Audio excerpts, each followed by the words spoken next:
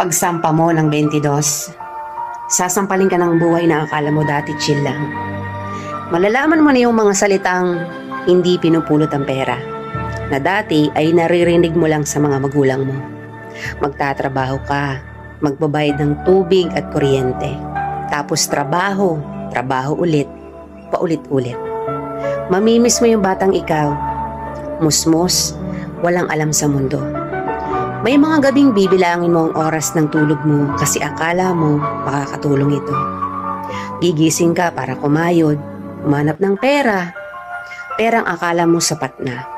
Pero dahil salat ka, wala kang magagawa kung hindi tanggapin ang katotohanang ganito ang buhay. Katotohanang dahil malaki ka na, malaki na rin ang bigat na papasanin mo. Dahil ngayong 22 ka na o 23 o 25 ka, malalaman mong hindi ka na lang nabubuhay para sa sarili mong pangarap.